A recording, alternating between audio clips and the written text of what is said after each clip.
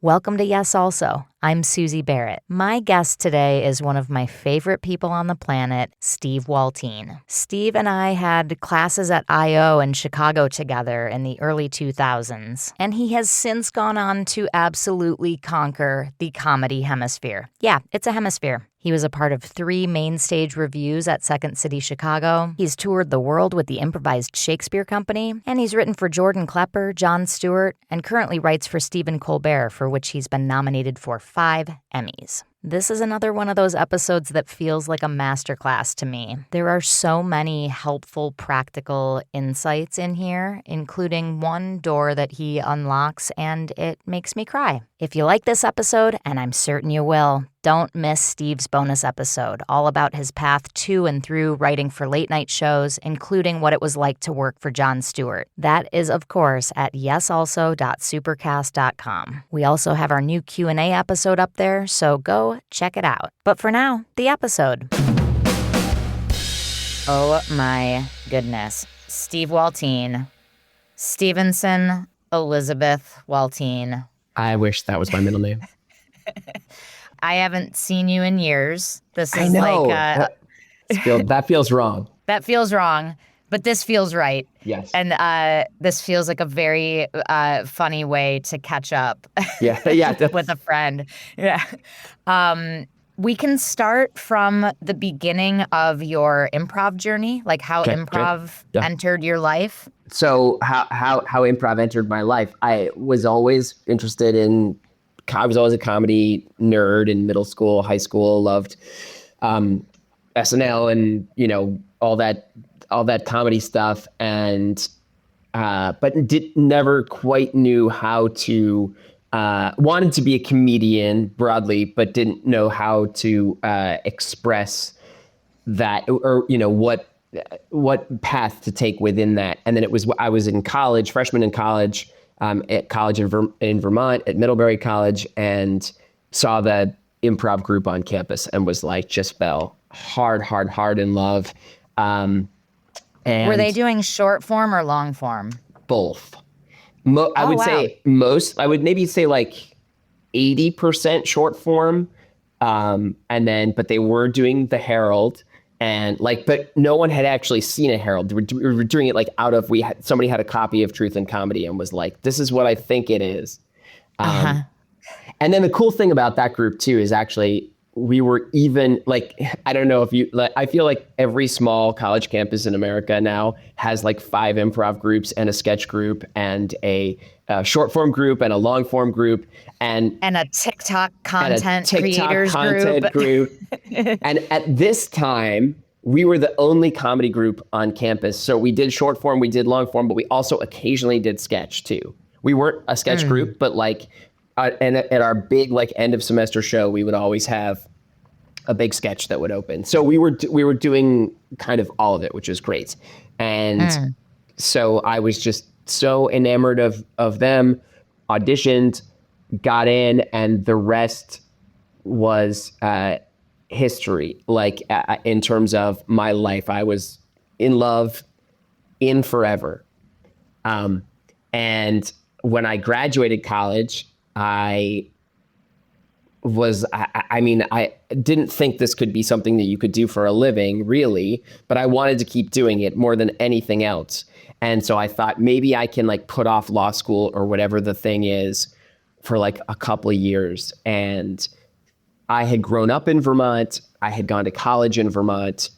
It just felt like going to another region of the country, going to a city, and going to the place for improv. That's what pulled me to Chicago. And I went to Chicago knowing almost nobody there. I think I knew 2 people in the whole city. I can't imagine doing anything so courageous right now in my life. I've been reflecting on that recently. I've been looking backwards and going wow, the things that I did when I was 21 to 25, I cannot imagine doing now.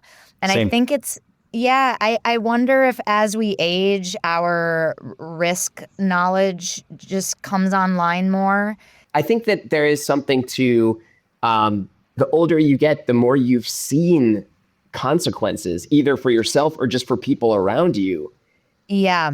And you just see how hard it is. I mean, in terms of doing a move across country, like how hard it is to kind of like start over in a lot of ways. And that's why I always like when people do it at our age or or older, that I'm like, I'm always applauding the extreme bravery. Because right now, yeah, I don't want to, every time I've had to like uproot or go into some unfamiliar or uncomfortable territory, it's just hard. And so I can't imagine. I think, though, to give myself a tiny bit of credit, I think I sort of knew that at that moment. I didn't fully understand it the way I do now, but I somehow knew that if there was ever a time in life to do it, because I also was a person who was encumbered by expectations, which is funny because I perceived those to be exterior, but now that I look back on it, I'm like, I don't think anybody cared. Like I think I was thinking like my parents will be really mad if I'm not in law school by 26 or something,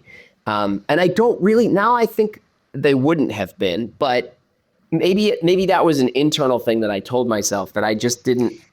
I wanted there to be there was like a life roadmap, right? And Yeah. this was a detour, and I knew that if you were like between the ages of 21 and 24, you were allowed to take a big detour.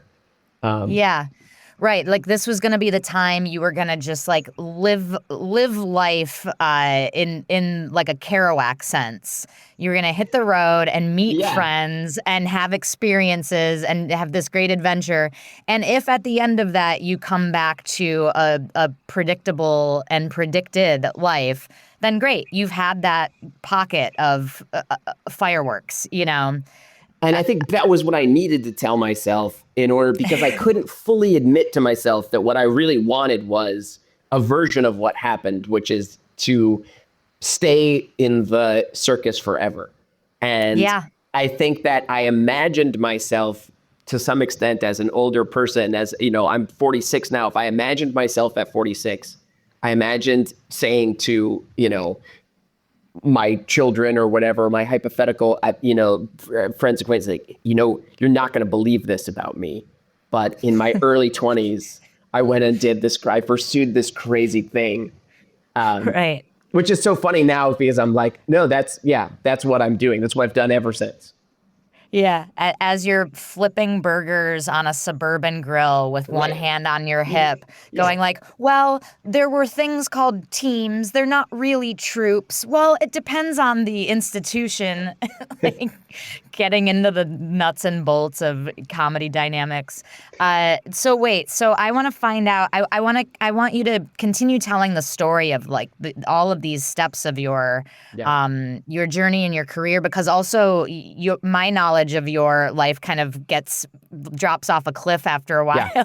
Mm-hmm. But I also want to take a pause here and talk about like, or maybe this gets woven in. What was the turning point where you were like, okay, I'm a circus person. This is for me and I'm not going back, and I'm going to hang up my little stick with my little bindle stick on the wall and stay here. There were, Yeah. I felt like I had some like well-timed things that kept happening that kind of renewed the lease on Chicago improv. And it would be like just when it was getting to a point where it felt like, oh, maybe it's time to move on. I would have something that I could tell myself or other people like, oh, wow, I just got put on a Herald team. So that it only makes sense that I stay for another year, right? Like, and then there were things that I just like, so it would be like I got put on the IO schedule, and that felt like a win of some kind. And then I kind of over the years became aware that Second City was a thing that was like a full-time profession for some people. And so I began to really like set my sights on it and think like, well, if I could do that, then I could say I really work here for a living. And then that would sort of be enough to justify staying. And then at some point, you wake up and you're in your 30s and you can't imagine doing anything else. And that's, I mean, again, maybe the lack of courage that we talked about earlier serves me, because all of a sudden I'm a person who's like, I don't have any other skills and I'm just doing this. And I can't imagine jumping to another profession. I've had a similar experience recently where I'm like, do I quit the business? Like, it's so risky. I've had a lot of like financial ups and downs, especially with the strikes. And it's Yeah. like, well, Yes. now I'm committed to owning a house and I have a mortgage to pay. And it's like really high stakes to not book something. So, like, Yeah. do Yeah. I, do I switch careers so that I can like keep this comfortable life that I've set up? It's like a 5-second rumination because it No. hits a dead end right away of like, Yeah. what and do what? Like, do fucking what? So Well, like, and it's not yeah, that you couldn't do anything. It's just that like no, that would last until the moment that you are able to find the next. You'd be out so fast. I mean, this is where you belong. So you're gonna, even if you have a different job for 6 months or something, as we know, tons of people do that, like dip their toe out into another world and then get reeled back in. right. Yeah, but yeah, and speaking to the theme you were talking about, like there is an element of cowardice in my like, no, this is familiar. I at least I know what the acting world is. To like jump into something else or choose something else or go somewhere else just sounds so daunting and scary and just cold. It's a cold trail to me. But anyway, yeah, all of that is in there. Not to talk about me. This is your life. So when you were talking about all of these things appearing sort of right as your fuse was about to burn out on Chicago, do you want to call that destiny? Do you believe in destiny? Maybe, yeah, I'm open to that. I mean, I think that, well, I mean, upon reflection, I think that's how I was justifying it at the time, to say like, oh, here's this thing I can point to the outside world, to, my college professors or my parents or people who I assume care what I what I do.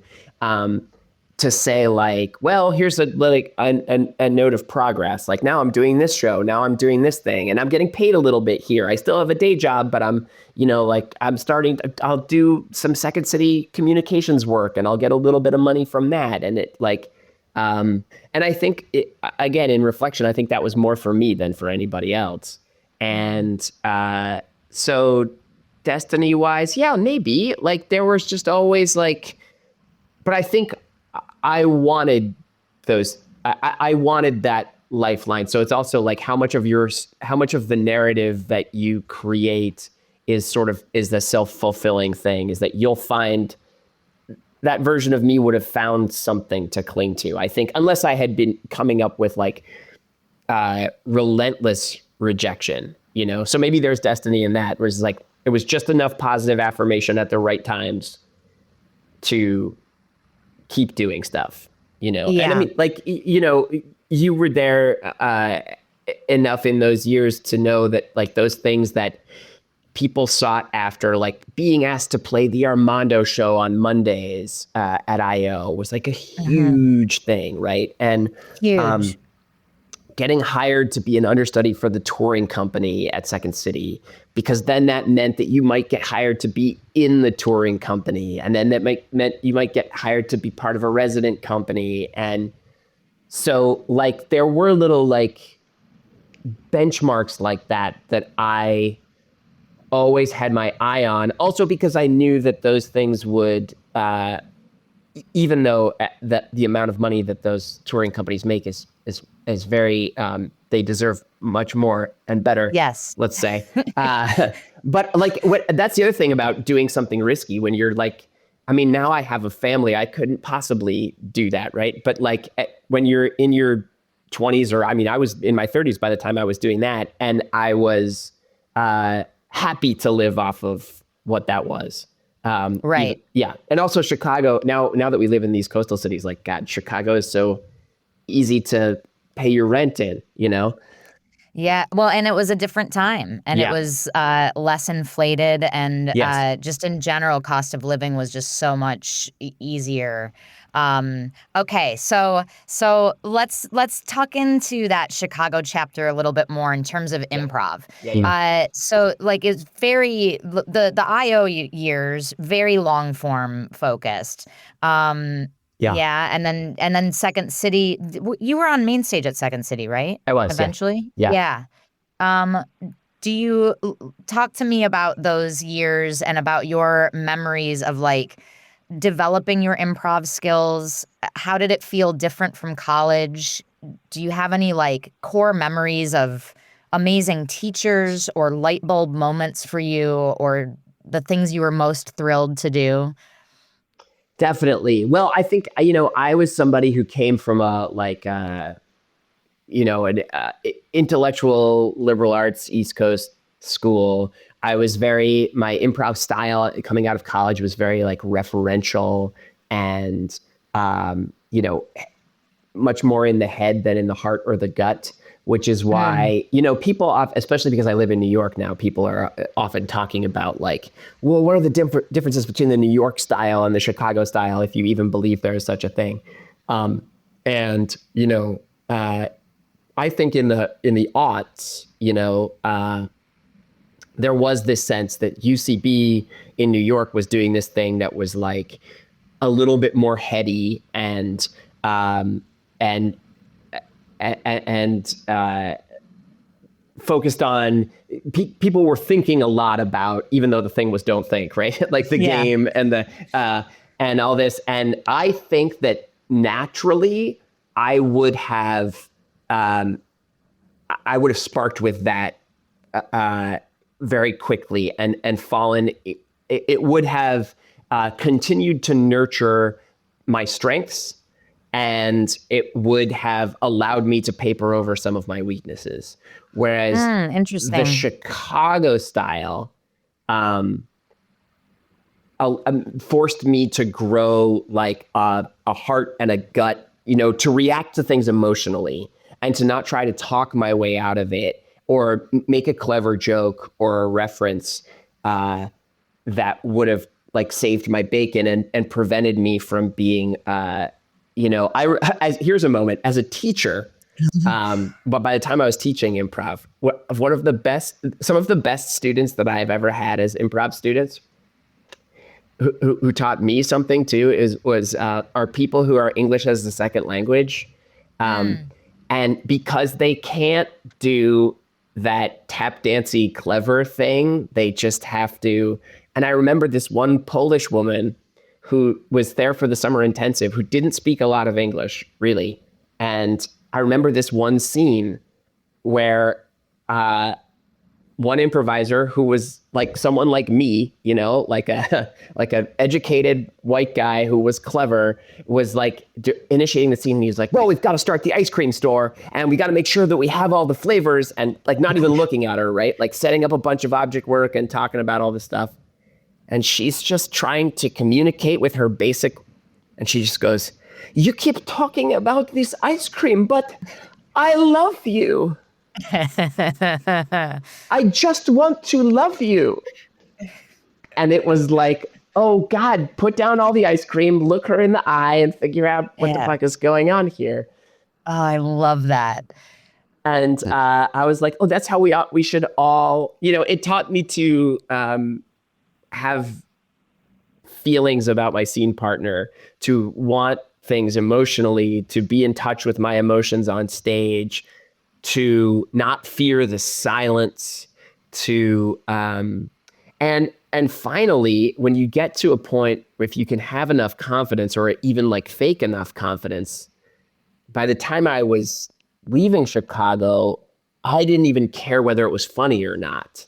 My thing Mm, was like, I want it to be interesting. Like you can't, you're not there to be boring on stage, but you're telling a story. And if the whole scene goes by and there's no laughs, but the audience is wrapped with attention, then that's fine too. And honestly, I mean, as any really good improviser will tell you, once you take that pressure to be funny off, you're 1,000 times funnier.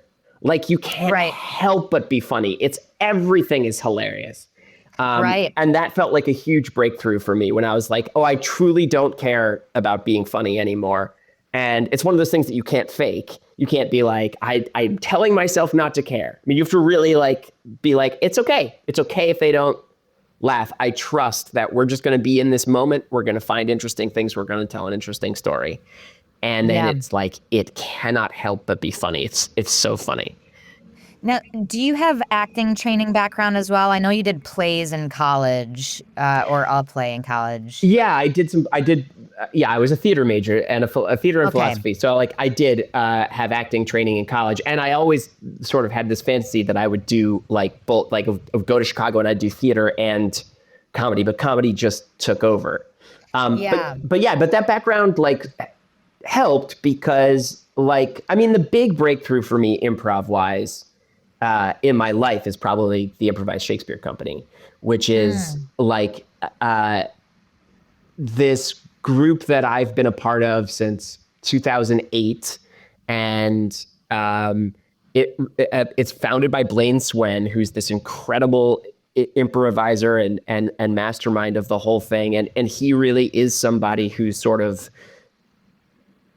preaches and practices that thing of like deep caring and investment in character, and the idea that you the primary thing that matters is what you want. Like find a motivation for yourself, pursue that motivation, and if you do that, everything else will take care of itself. Right. And that's in every single scene. Like you are someone who is caring about something. Yes. Yeah. And don't be afraid to let it change. I think that's don't be afraid to get what you want. That's always the thing. It's like people, I think, sometimes feel like, oh, the game is that I want this, but I'm afraid to get it because if I get it, then what happens next? Then I don't have my motivation anymore. And that show just taught me to like really try to get it. Like, and that's because we're in that show, you're using character motivation as a story engine, because you're doing it. It's not just disparate scenes. It's you're creating a whole 90-minute play.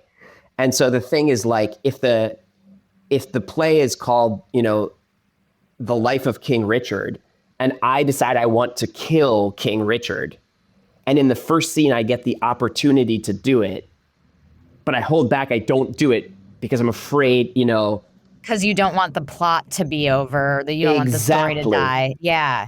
The answer is kill him and find out what happens. And that the play can still be called The Life of King Richard. King Richard can come back as a ghost. You can, everything that happens after can be inspired by the guilt or the glee or whatever the reaction is to you having killed King Richard. But like that thing of don't be afraid to get what you want, and having done, I mean, at this point, probably done thousands of those Improvised Shakespeare shows, I can see the times when I held back and didn't do it, and how that just like put a spanner in the works of the thing. And I can see the time when you're speaking of courage, when you have the courage on stage to just go for what you want and get it, and then find out what's on the other side of it, you'll be surprised at how many doors you open. When what stops you is you fear that you're closing your only door, when in fact you're opening like a whole new hallway of doors. That's like maybe the single best improv advice I've ever heard. Like that just changed. I'm moved right now. Oh, I love it. Yeah. No, that's true. That's how I mean, it does feel like a massive breakthrough that I found.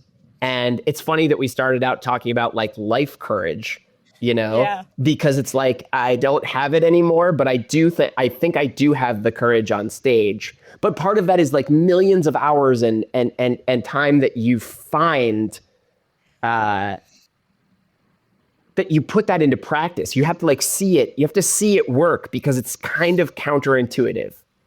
Right. It feels like it won't work, And it's so interesting, the irony, because like improv in itself, just as a very action, is an absolute trust fall. You are agreeing to get on stage in front of a crowded theater with no script and no planning and just swan dive into whatever happens with a paying audience waiting there expecting something.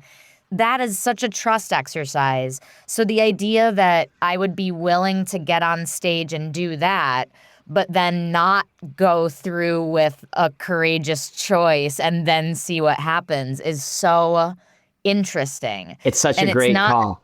Yeah. it's not until you said that lesson that it unlocked something in me, and I went, "Oh God, that's exactly what I need in my improv right now." Because I do get stuck in like being beholden to the game or like the tension or not leaving or and yeah. I think one of the things that happens if you overthink game, which I'm a big overthinker, so I get this thing. But especially when I see people who are first learning about game or learning about improv through the lens of game, I think if you overthink game, you can start to feel like, oh, there's certain things I can't do because I'll break the game.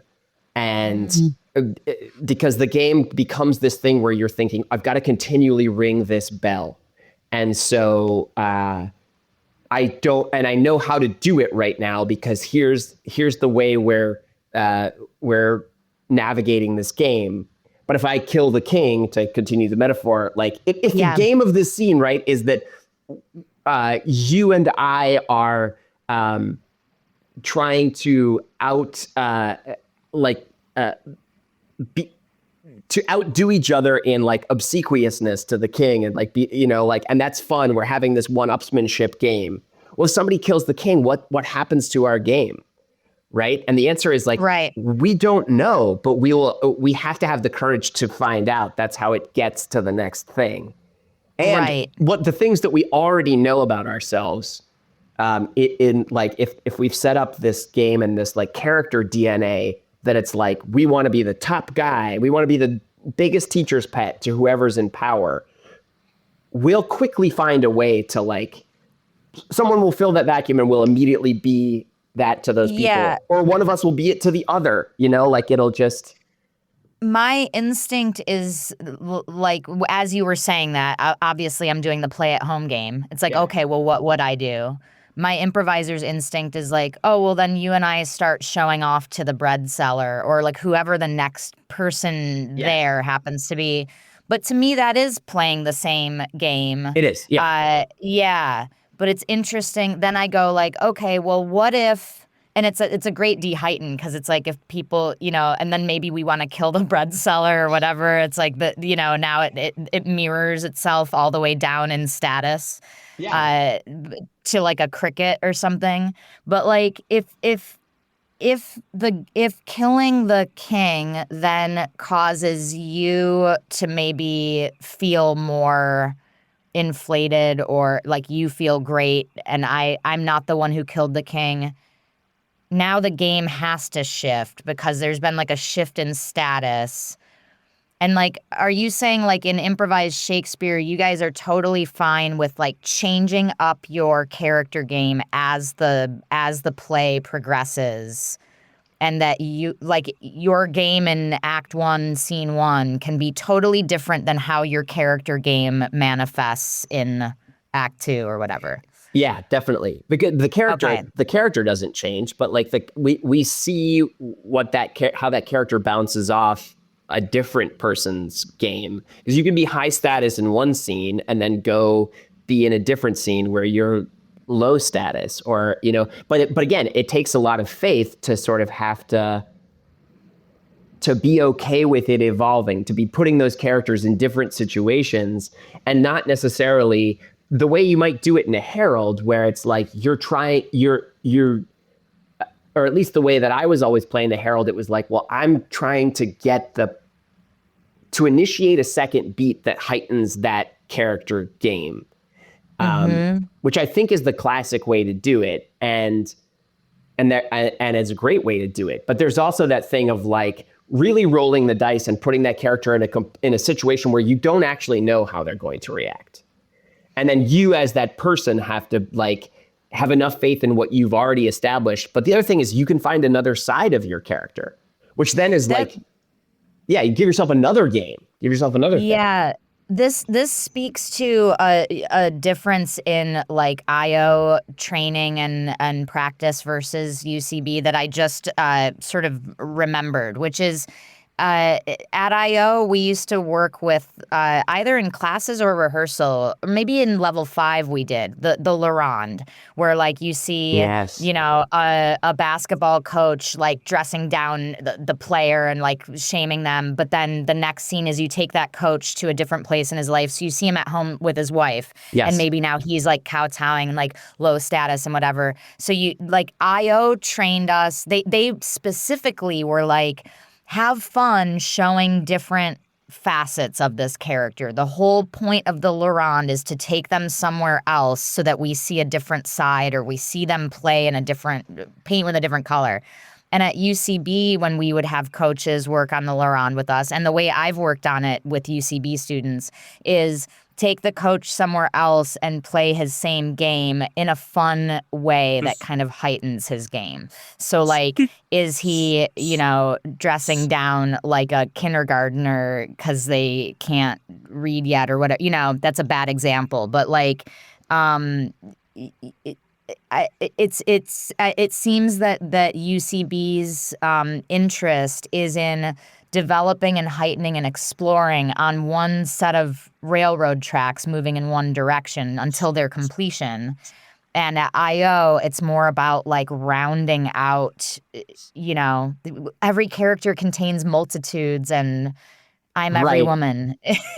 Well, yeah. I mean, I don't think, know. But I think it all can be right. I think all this stuff, all this stuff for me, like whatever your guiding principle is, it only comes into play when you have that moment and you're like, well, I'm not inspired to do something. So what does my guiding principle tell me? It tells me to put this character in another situation where we can continue to play this game, or it tells me to round them out. I figured out for myself when I started teaching, like I asked myself kind of like, what is my guiding principle now that I play on? And I think it's this. I think it is, I try to play inspired, which is just like, I do what I'm sort of like, my gut is telling me. And then in moments where I'm stuck that I come into, which everybody comes into, where I'm thinking, what do I do next here? What do I just ask myself, what is the unanswered question that I have about this scene, this character, this moment? Like, what do I wish I knew that I don't know? And I think so often, especially beginning improvisers, we're playing and we find ourselves being like, I wish I knew, like on the most basic level, like I've been having this conversation with this other person, but I wish I knew who they were to me. And that people forget, well, no, that you have all the power to name them. And beginning improvisers are like, I'm very afraid to tell Susie who she is because it looks to me like Susie knows who she is. And Susie's confident and she's better than me. And she'll be mad at me if I make her something that she didn't.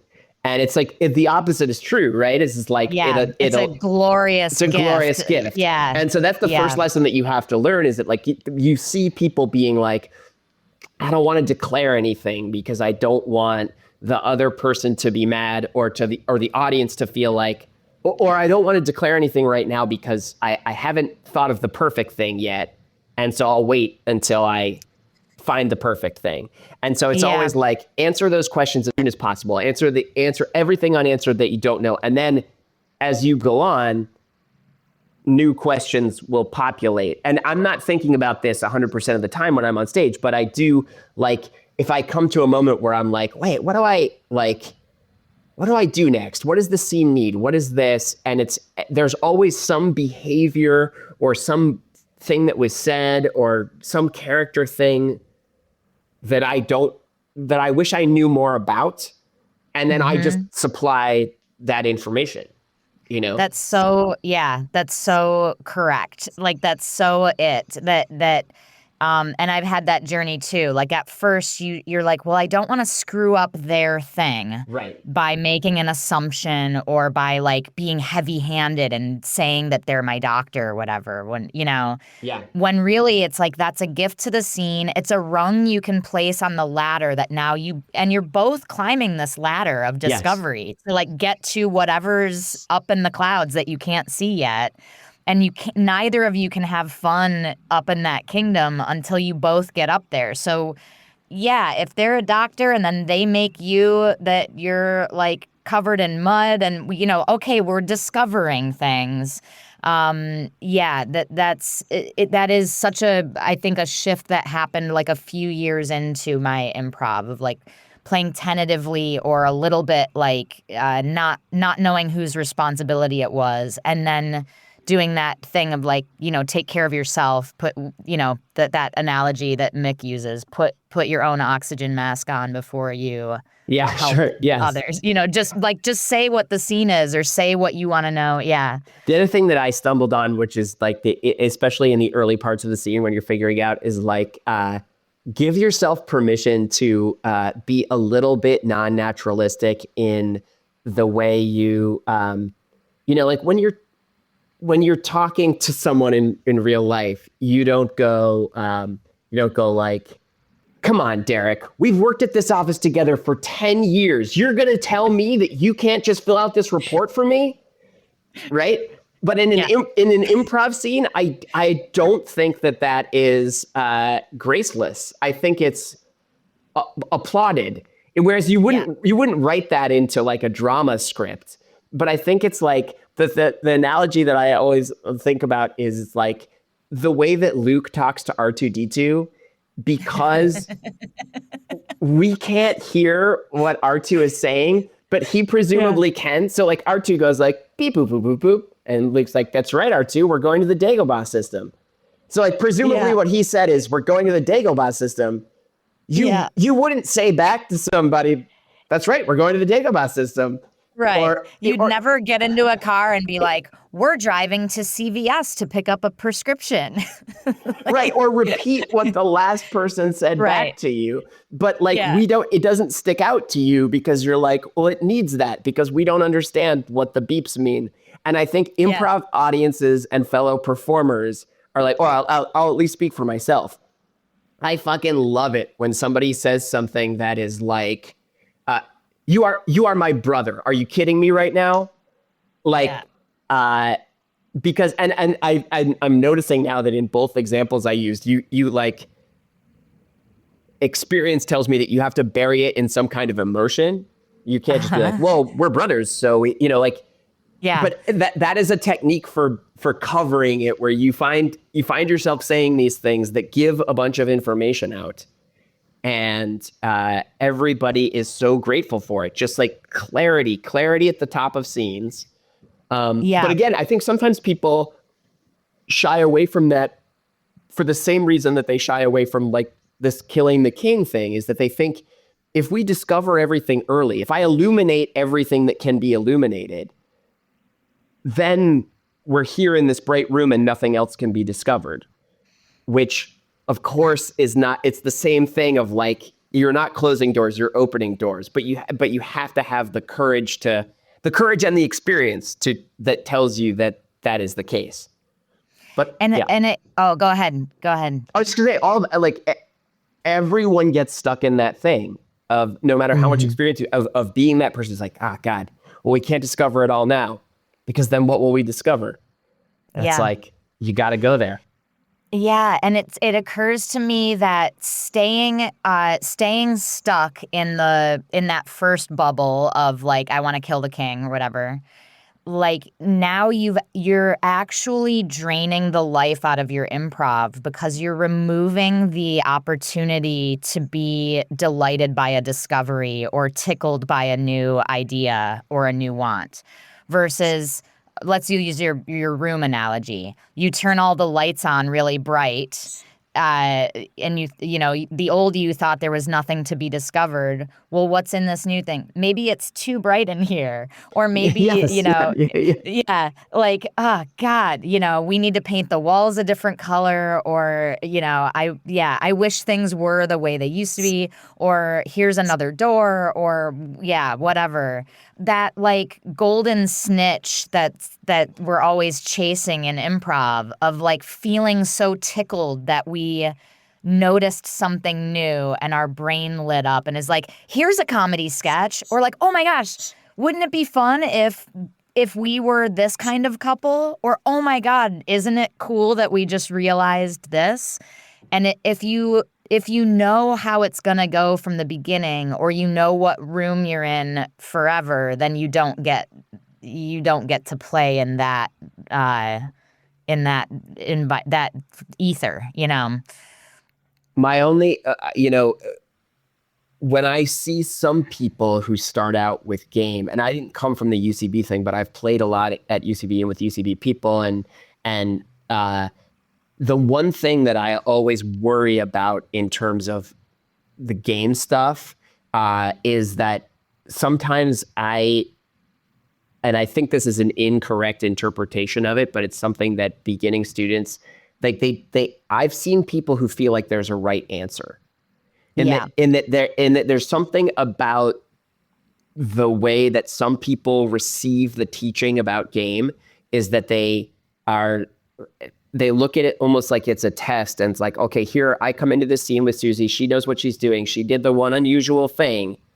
And now it's like math. I got to make sure I know exactly that the one unusual thing is the exact same unusual thing that she's zeroing in on. And now that we heighten it at exactly the right intervals until it's time to edit. Yeah. And I think that can be shackling. It depends on how your brain works too. Some people Yeah. love that. It opens up something for them. Whereas I think there are times when it's completely dependent on the person, where I want to say, like, there is no right or wrong answer here. You just have to, like, it's how this initiation hits your gut. And even if you're both agreeing on what the game is, no two people are going to play the game exactly the same way. Right. Right. Yeah, the way that we and in yes and is different depending on our own writer's brain or our own instincts, or what you notice about someone or something, and your own lived experience and the examples you can grab or whatever. The distinction that I would make, because I am, like, in my my last 20 years, like, very much a UCB lover, and taught there for years and still perform there. And game To is be like, clear, I'm a UCB lover too. I don't mean to. great. I'm not trying to trash No. UCB. No. It wasn't received that way. But I would say that, like, the way that I teach and my philosophy is very, like, tightly aligned with UCB. And it has been like a bit of a Rosetta Stone for me in my, like, comedy life, and the way that I would, like, write and just all of it. But the distinction I would make in what you're saying is that when you're pulling, UCB does a lot of, like, pulling a premise from an opening rather than just pulling details, or rather than starting organically. And in that case, I do think it's not that there's a right answer and a wrong answer, but I think the goal should be to honor what aspect of that story or that unusual thing, like, what one person was tickled by and found funny about it, and then how can we both honor and support that and discover what it is, which is, like, one way of improvising and one style, and that's, like, one small aspect. But I think that's where it does kind of tiptoe into, it's not that there's a wrong way to play it, but the feeling of, like, like, wrong answer, if you know what I mean? If somebody's like, yeah. Well, there is that thing of you want to give yourself the skills to read what someone is initiating.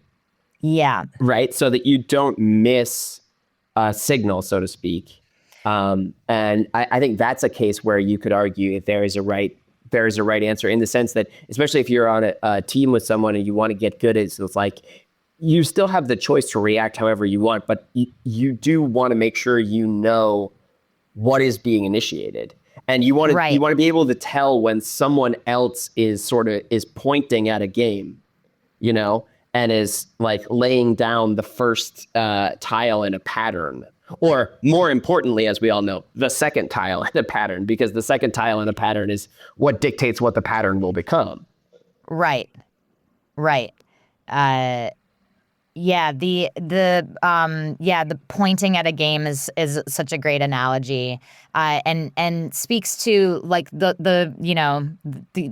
very nebulous and often misinterpreted concept of yes and, that like you saying welcome to Chuck E. Cheese and me going this is a Walgreens or whatever, like could be seen as negating the same way that somebody like very clearly initiating the game of like irresponsible father and the other person ignoring that was unusual and thinking that it's fine. But even that you could play peas in a pod. But yeah, that there's a way of like ignoring a game move at the top that almost negates what they're doing when it's also like, I think sometimes the thing you can be frustrated by too is like I initiate by doing something that's like you're saying irresponsible dad or whatever, something that's unusual, and the other person doesn't react as though it's unusual, and then that's like a moment where it's like, oh, we're flailing a little bit, because like the understanding the role of the straight man traditionally in a scene is like I actually want you to be like, I do something that's aberrant, and I want you to say like, hey, like, can we, like you got to be the voice of the audience and you got to notice what we all notice, which is that that's not right. Yes. And there's room for like being accepting of it and being on board. Yes. Like we call those like peas in a pod scenes. I guess in both cases, you want the responder to the initiation. You want them to care, to notice and to care. I guess the wrong answer would be to like not have and not having an opinion. And that circles back to what you started with, which is this guiding principle of like a want, an emotion, like a personal drive. Choosing to know, choosing to care, as Rich Tallarico and Craig Kukowski say, like that in Dazariski, they were always like, we're going to know and we're going to care, whatever it is. Oh, that's great. Yeah. I also like I try to find sort of like a personal. I've been having fun recently with like finding a personal philosophy for a character, articulating it, and then being like using that same thing of like asking yourself the unanswered questions. Be like, if I were a person who believed this, what would I? Which I think like. Is actually something that is very helpful in weird political times, which I know is something we might talk about at some point, but is like being able to try on a philosophy or an opinion that's not your own and really like double down on it. Like this example is coming to mind from a show I did a few weeks ago. And I came home thinking about this philosophy and I was like, God, I want to explore this more. Found ourselves in a group scene. And we're at a kids' holiday, an elementary school holiday show, right? So it's like a bunch of parents sitting in the audience, and it's like, oh, this is the kids' like Christmas pageant or whatever, or no, like production of Guys and Dolls, like middle school production of Guys and Dolls. And everybody's sort of talking, it's group scene, and someone says to me, we're all picking out sort of like, oh, mine is, my Janie is up there, she's playing this part. And it's like, who's your kid? And to me, without thinking, I just said, oh, I don't have a kid at this school. Big laugh, or modest laugh, whatever. But like that red is almost like, that could almost be the blackout, because it's like, and the implication there is that this guy's a pedophile, and he comes to, and I heard the laugh and got the implication, and it's not even what was in my head. And I was like, oh, fuck. Okay, so we could play this scene of like the pedophile guy who comes to watch the school play. I don't want to play that scene, right? Yeah. So my mind goes to what other, and I wasn't thinking of any reason when I said I don't have a kid here. Why else would someone come to see? And I had said like, oh, I come to all the plays here. I come to all the middle school plays, right? And the answer that I settled on was this like philosophy of this guy who was like, look, it's my belief that once you reach a certain age, you're no longer able to credibly pretend. And I think that the only real actors are child actors. I don't buy anyone over the age of 18 because I think people are too self-conscious, and I think you can tell. And I think the best acting you can see is child acting. So I go, I travel up and down the state, and there's nothing pervy about it. And I see it like, 'cause it's the only entertainment that I can actually believe and buy into. Yeah, it's the only time my suspension of disbelief is actually achieved. The only time I can suspend disbelief is when young people are doing it. And it was like I think about it because I don't know where that came from. It was totally surprising to me. It was invented in the flash of a moment to bail myself out from something that I didn't want to have to be stuck in. I mean, we could have played that scene, but it's like kind of in poor taste, and it's like, I just didn't want to, right? And I was like, and nobody wants to be stuck in heightening that scene. It's either so predictable and hokey, or it's like uncomfortable and dark, and it's like neither are good for comedy. So like it's either a blackout and somebody edits right then, or if the sweep doesn't come, then you're right. How do you justify this human? But then it becomes a bunch of people like debating that philosophy, right? So I'm like, wait, another person is like, you're telling me Robert De Niro? You don't buy Robert De Niro? No, I don't. I do not. I can tell he's grown up. He knows better. These kids lose themselves in these parts. Like, he really thinks he's Nathan Detroit tonight. He's got no, and then you can play in that world, and it's like so fun and unpredictable.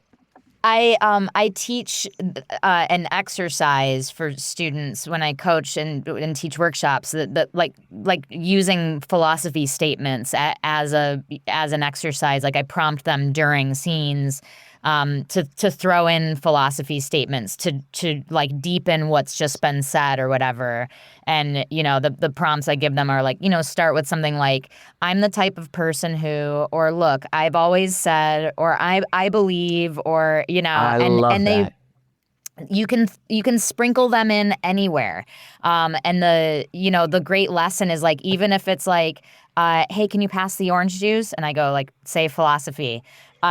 Making them say it's like, I think that it builds character to serve someone else, That's so great. I love that. And then it tells you who you are, and you can continue to build on it. And then it's that great, sort of like UCB maxim of like, okay, so if that, then what? Like, if you believe that in this situation, how does that affect, if that becomes a mission statement for your marriage, if it becomes a mission statement for how you do your job. Right. It also creates a sensitivity in you of like buttons that can be pushed positively or negatively. Someone who then comes by and like just hands you a newspaper, you're like, I like that guy because you were just served. It's like, that guy is a real down to earth. I like him. Why don't you marry a guy like that? Right. It's like, Dad, I'm telling you about my boyfriend. Okay, well, just, keep an eye out. I love it sends you to the core of someone. And if you invent it out of a moment that wouldn't normally have that philosophy, then you are forced to like, to dive to the center and now build a universe from the center out, from the core of a person outwards, Well, and I find too, like that's sometimes where the best stuff happens, I mean, like that's it's an example of a time which fortunately doesn't happen as often as it did when I was first starting improv. It was an example of a time where I found myself in a situation where I was like, I don't want to be here. I'm a little panicked. Like, I want to get out of this. And then you just say something, like you throw yourself a lifeline. And I think sometimes you have to put yourself in a little bit of hot water to prove to yourself that like those lifelines exist, and they come from someplace that is not consciously accessible all the time. Right. Which is where the best improv lives, is like just out of our grasp, you know. The ideas that make us an audience to what we are saying. It's like, where did that idea come from? You know? Exactly. Yeah. Yeah. So you said you did this show last week or a few days ago. So are you still regularly improvising in New York? Yeah. I mean, I do a couple of things like monthly shows. It feels like post-pandemic stuff is still finding its way, but I do a thing with a bunch of like older, UCB people and Chicago transplants called Old Yorkers every month. We just kind of like get together, and it's casual, and I love it as an excuse to just get out and play and see people. And then the other thing that I do with some regularity, schedule permitting, is Improvised Shakespeare. They have regular shows in LA and in Chicago, and then they tour a lot, and I just jump on when I can. So yeah. Yeah. Talk to me about when you joined Improvised Shakespeare.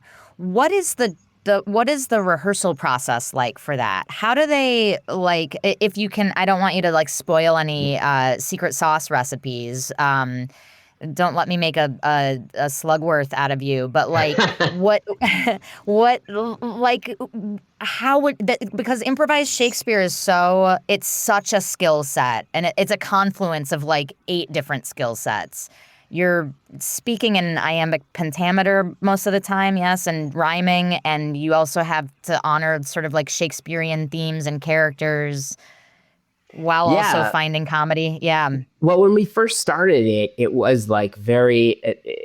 We had regular rehearsals, and we would meet, and every month we would be reading a different play. And then Blaine, who was getting his doctorate at Loyola at the time, doctorate in theater or in philosophy. Okay. Would set us up in a meeting with a Shakespeare professor, and we would talk about. We would read a play every month, and just like talk about it, and talk about it from the perspective of like, what are the conventions in this, and like some of the ones that I hadn't read ever or hadn't read in many years, like so that like we would read like I think I'm thinking of the right one, like one that's like Love's Labor's Lost, which is all about like it's a comedy that is set into motion by there's 3 different pairs of lovers, and people are receiving the wrong notes.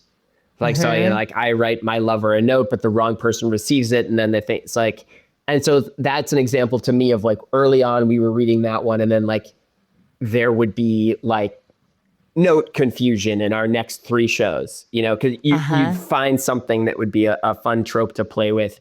But was that intentional, or that's like an accidental echo of what you had just been learning because it was recency bias? Accidental echo. But it was like in that time when we were sort of building the bag of tricks that would inform all the work that we would do. It was like, oh yeah, there are all these things that you kind of, if you think about Shakespeare casually, you sort of forget all these tools that are available to you, like the person receiving the wrong letter. And then you read Twelfth Night, and it's like, oh, right, you can dress up someone as someone else, and the entire time during the wooing. Fool the kingdom. And fool the whole kingdom. And it's like, and it just, but yeah, so we would do like rhyming exercises. We would do, vocabulary quizzes. Blaine would make quizzes for us.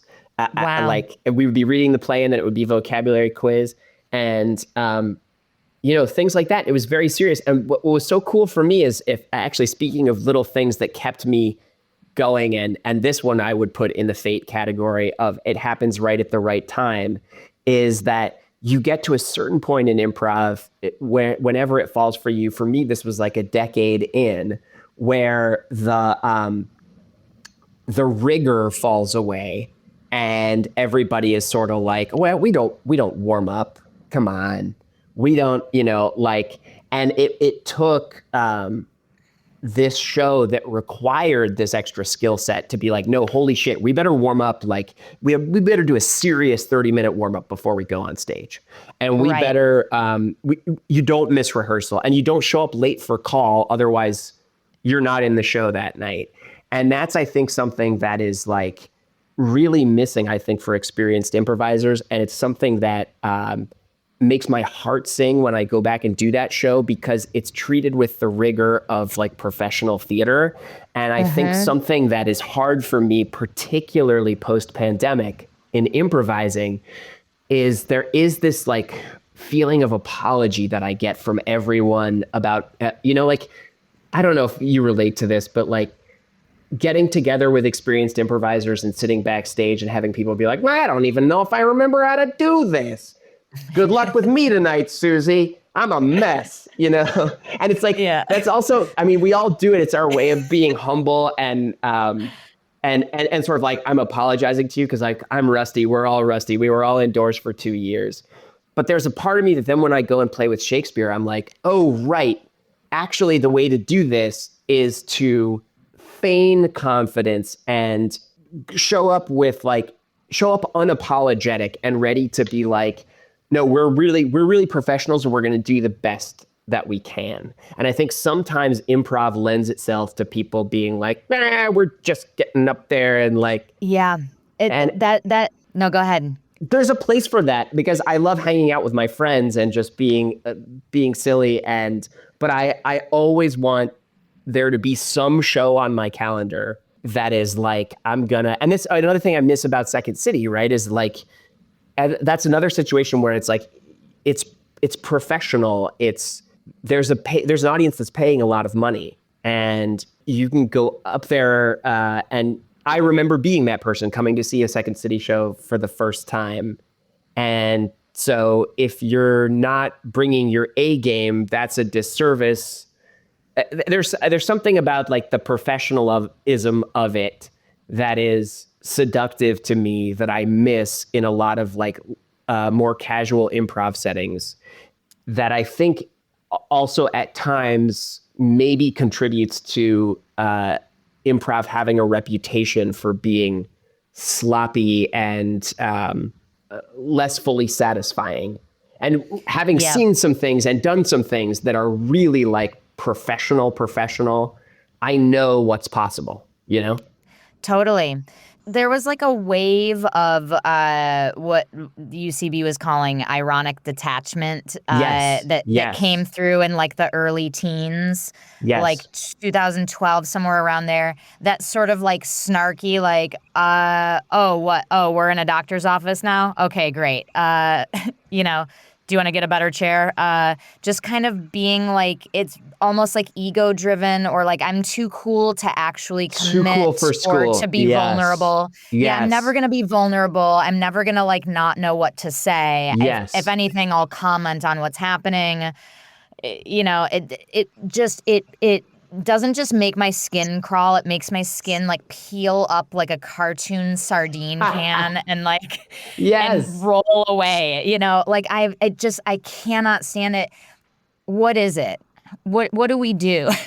Well, there's room for it. I mean, I don't want to be like a scold and be like, it shouldn't. I understand why it exists. I just like having an outlet that has that other gear. And I think you can push for it. And I mean, I also think as I've had the experience, this is something that goes back to like Boom and Second City. I remember auditioning for Boom and being told how important like hosting was, and hosting with confidence and poise.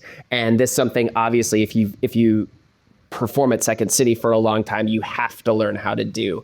And I just remember a night of like, my wife and I are both improvisers, and we have a fourth grader, and there were like fellow parents at the school who like discovered what we did. And they were like, we got to come to one of your shows. And so like we had some like parent friends who were in the audience at a show. And I was like standing in the back watching the host, like, and the host comes out and they're like, boy, gosh, okay, what's going on? Blech. You guys, it's going to be improv. So what does that mean? We're going to be making some stuff up. And what else was I going to say? There's bathrooms. And you guys, I'm a hot mess. What can I do? There's drinks. And I'm like, the person is like, there's some charm to it. But I'm also like, what I'm doing in that moment, and this is where I'm an old man of it, I'm looking at the back of the heads of the people that I see on the playground with my kid every day, and I'm knowing that they're going, wait, this is what you do for your life? Yeah, are we at a high school talent show? Exactly. Yeah. And then like I'm gonna have to go out and be like, I just want a little bit of like that polish or the professionalism that acknowledges, and I think some of it is ironic detachment. It's like you gotta not apologize. You gotta convey to the audience that you know what you're doing, which is very hard in an art form where you inherently don't know what you're doing. But you have to like have that, and that's the other major unlock. If I have like one secret to improv, it's like fake confidence. Yes. Always convey to the audience that you're in control. And they will go with you, and they will live with you through the silent parts and the less well-rounded parts. But there is something about that like apologetic and detached attitude, which says to me like, oh, I don't really care. And this is, That's what I was going to say. Like you're conveying to the audience in an intro like that this doesn't matter to you. Yes. That you didn't take 2 minutes before the top of the show to run through the bullet points of what you're going to say. Right. To like get yourself in your own boots and be like, okay, great. I'm excited to do this show. Let's give them a great time. It's like if you, and it probably, the irony is it probably does matter to them, but they can't. The defense mechanism is well, in case I mess up, I'm gonna hedge that. I'm gonna get ahead of messing up. I'm gonna get ahead of it, because it doesn't mean you can't mess up. It's fine if you forgot to say where the bathrooms are, right? Yeah. But don't deliberately do that. I think there's a fear that like, well, if I present as polished and poised and then I make a mistake, that shows up more because I've set this color of background. I've risked something and I've set an expectation or a tone, and now this is an anomaly within that. And that I think goes for, now I feel like now I'm scolding people, but like the veteran improviser who is fucking awesome, like who you like an ASCAT or whatever, who you show up with, and it's right before you're about to go on stage. And by the way, I've done this, so I'm indicting myself too. Where you and I are about to go on stage together. We haven't performed together in a long time. And you're like, I got your back, I got your back. And right before we walk out, and I'm like, just so you know, Suze, I've had a hell of a week and I'm dog shit right now. I haven't improvised. And I'm doing that to get ahead of the fact that I'm nervous because I respect you and I want to be great in this show for you. And I'm doing it to say like, hey, just so you know, I also know that I might really suck tonight. But I think there's another way to approach it, which is to be like, I'm going to do the fucking best I can for you. And you know what? No matter what, we're all going to have like moments that are not our greatest moments on stage. But I promise you, I'm trying. I promise you I came here tonight to try to do the best I could. Because what's interesting about that, when you just described that scene, and yes, we've all done that. I have done that, probably recently. But like when you say that sentence, just so you know, I might be dog shit, blah blah. You're also saying it to yourself. Yes, you are. And you need you to believe that you can do this because you are about to get up on a tightrope. So if you're climbing the ladder to the tightrope going, man, I might fall, and geez, my grip strength isn't what it used to be, and whew, geez. And in any other context, that 2-second interaction between you and I heading out from behind the curtain if we put that in any other world, it's insane. It's like insane. If we're walking into a dinner party and I'm like, just so you know, I might embarrass you in front of your friends. Just we're surgeons. I'm stressed. Yeah, we're surgeons. Yeah. I have not done one of these in a while, so really like anyway, yeah, this we'll could see. really suck. We'll see. Got to get the rust off somehow. Yeah, what is that? What is that? And again, the irony, because we're already doing something that is so risky and so ballsy, and we've done it for decades. So why in that moment do we need to get ahead of it, with our peers who are... That's what you need to say instead. Maybe I'll take my own advice in that moment backstage and instead of being like, woof, man, I am rusty. This could be dog. You say like, you know what? I just remembered. God, I've done thousands of these, and they're, you and I've got a lot of experience, and this is going to be really fun, no matter what happens. Yeah. And there's always a chance that something real magical is going to happen, and this is just going to be the best show of our lives. The sentence, I just remembered, I've done thousands of these. I have toured with Ben Schwartz a few times this year, and before one of the shows, I was feeling a little bit nervy. It was particularly it was at the Beacon Theater, but I said to Drew Tarver backstage, I was like, isn't it so? Aren't we so lucky that we get to be comedians for a living and that we get to now do it for this many people? Can you think of a more charmed life than we get to goof off with our friends and then we take a paycheck home and everybody goes home laughing and joyful? It's such an honor, Yeah.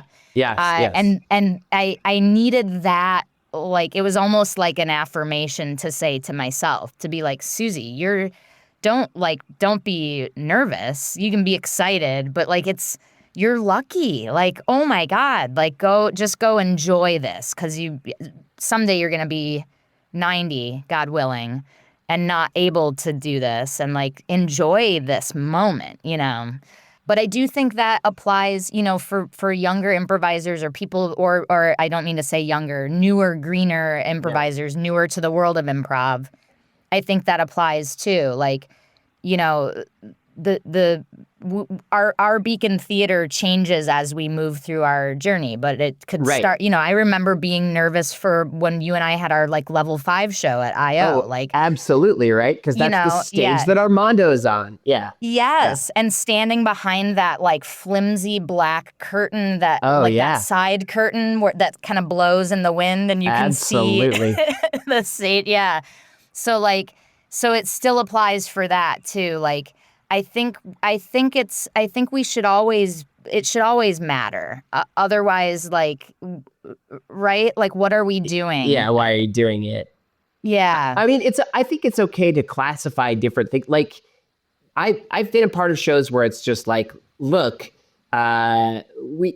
everybody's busy. We never get together anymore. Let's the 6 of us go to the back room of a bar and we'll put on a show. But you get the feeling that the main point is the hanging out of it, right? Yeah. And I don't think there's anything wrong with that fundamentally, right? But it's the thing of you always want to try. You always want to be trying. Yeah. Try. Yeah. Try to try. Try to try. Try to try. We've blown over time, and it was great to catch up, even in this weird context. Likewise. Let's do it again. Yeah. Do you ever come to New York? This is the off mic part, or is it? If you like this podcast, you can support us and get a ton of bonus content over at yesalso.supercast.com. If you have a question about improv that you'd like us to answer on one of our future Q&A episodes, send it on over to yesalsopod@gmail.com. Remember to follow us on Instagram at yesalsopod, and keep sharing us with your improv communities. We love the love. If you're a theater who would like to host us for a live recording and improv show, let us know at yesalsopod@gmail.com. A huge shout out to Ryan Rosenberg, who produced this thing with his generous help and his unlimited knowledge about all things podcast. Thanks for listening, and we will see you next week. No, we won't, Susie. That's not how podcasts work. They won't even see us. They will listen to us. So it's actually the opposite of both things you said. Thanks for listening, and you will listen to us next week. Maybe. We don't know.